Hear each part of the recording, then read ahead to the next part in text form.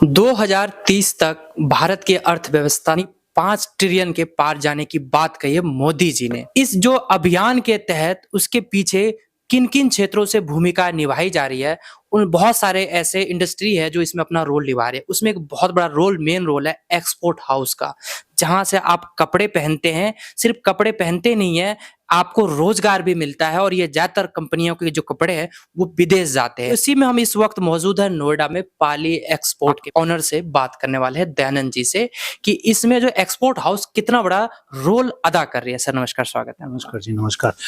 Basically हम HHEWA के member हैं और ये जो संस्था है, ये मोदी जी का जो लक्ष्य है 5 ट्रिलियन इकोनॉमी का, इसके अंदर मेजर रोल ये कर रहे हैं basically in the form of marketing support, government का जो पॉलिसीज़ इम्प्लीमेंट करना है, कॉम्प्लायंस के जो एंगल्स है और मार्केट रिसर्च के बारे में ये काफ़ी कुछ हमें इन्फॉर्मेशन देते हैं और ये इन्फॉर्मेशन के बेसिस के ऊपर हमारी जो ये एक्सपोर्ट हाउसेस है, ये काफ़ी अच्छी स्टेज पे लेके आने की पूरी कोशिश कर रहे हैं और एक्सपांशन प्लान जो कंपनी का है वो बेसिकली अगले साल हम एक यूनिट और डाल रहे हैं जिसमें से मैक्सिमम लेडीज़ को हम प्रेफर करेंगे कि एम्प्लॉय करें और कोशिश ये करें कि उनको मतलब फैसिलिटी ऐसे दे देवे कि क्रच रखना है, मेडिकल फैसिलिटी देना है, बस सर्विस देना है।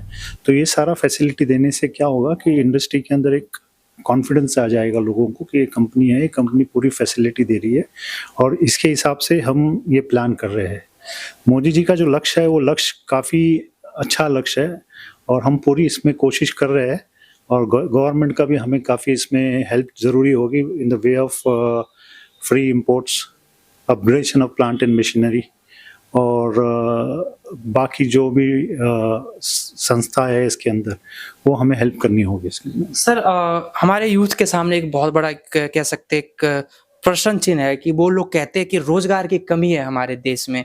वो लोग हमेशा इस बात के लिए गवर्नमेंट के सामने भी इस बात को रखते हैं, लेकिन इसमें जो है कहते हैं कि एक्सपोर्ट हाउस जो है अपना बहुत बड़ा रोल अदा कर रही है। वो किस प्रकार कर रही है? देखिए, एक्सपोर्ट हाउस में कोई मेजर डिग्री चाहिए नहीं होती है, तो ये भी जो लेबर होते हैं इनको ऑन जॉब ट्रेनिंग देके हम एम्प्लॉयमेंट दे सकते हैं।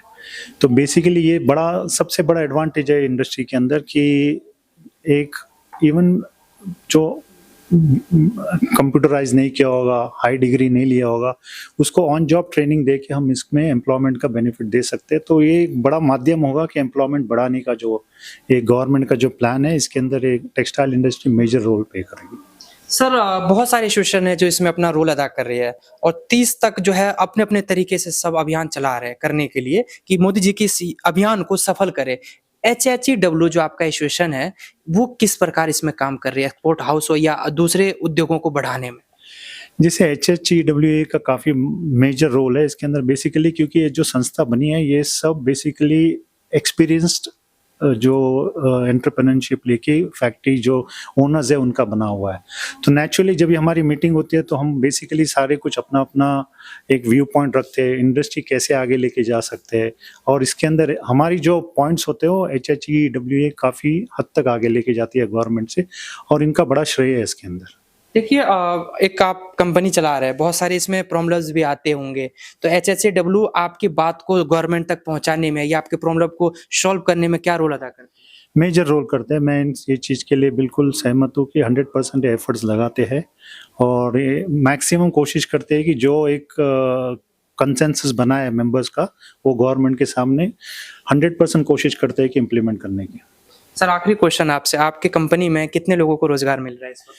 हम करीब 250 लोगों को हम रोज़गार दे रहे हैं और जो हमारा जो नेक्स्ट प्लान है, जो एक्सपेंशन प्लान है, उसमें करीब 800 से 900 वर्कर का प्लानिंग होगा और उसके अंदर बेसिकली 50% लेडीज़ का हमने सोचा है कि लेडीज़ को एम्प्लॉयमेंट में ले आएगा।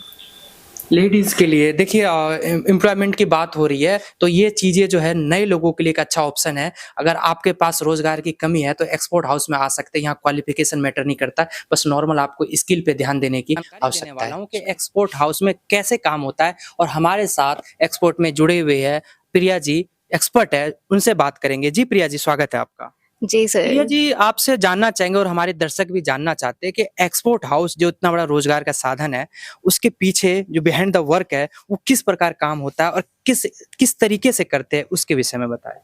जी सर, सबसे पहले हम लोग ये फैब्रिक खरीदते हैं।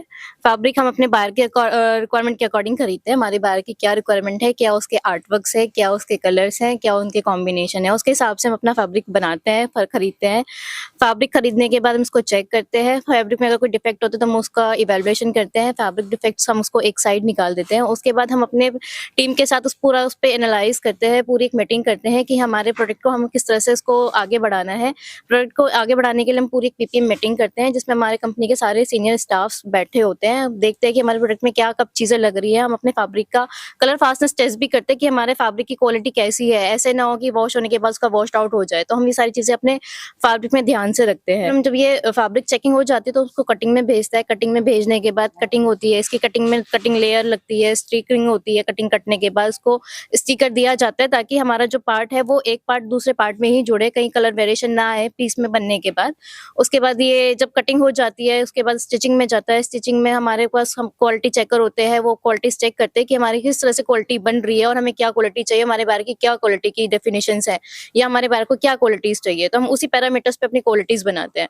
क्वालिटी बनने के बाद फिर वो माल फिनिशिंग में आता है। फिनिशिंग में आने के बाद हम उसको धागा कटिंग करते हैं, बटनिंग करते हैं। बटनिंग करने के बाद उसको पैक किया जाता है। पैक करने से पहले भी हम उसमें चीज़ें चेक करते हैं कि हमारी जो बटनिंग हुई है वो सही हुई नहीं है या क्या है, उसमें थ्रेड कटिंग सही हुई है, उसकी प्रेसिंग कैसी है, उसमें कहीं और कोई मेजर डिफेक्ट तो नहीं है। तो हम ये फिनिशिंग करते हैं। फिनिशिंग करने के बाद फिर हम उसको पैकिंग करते हैं। पैकिंग में हम उसमें टैग्स लगाते हैं, उसको पॉली बैग में पैक करते हैं। उसके बाद फिर ये कार्टन में डलता है पीस और कार्टन में डलने के बाद फिर उसकी शिपिंग मार्किंग होती है। वो जिस भी कंट्री को जाना होता है उस पे शिपिंग मार्किंग की जाती है।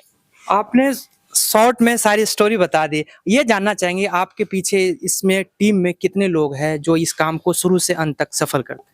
सर बेसिकली हमारा 25 लोगों का जो स्टाफ है और उसके बाद हमारे पास 300 वर्कर्स हैं जो इसको प्रोडक्ट को बनाते हैं, पूरा स्टिचिंग करते हैं, फिनिशिंग करते हैं और उसको पैक करते हैं।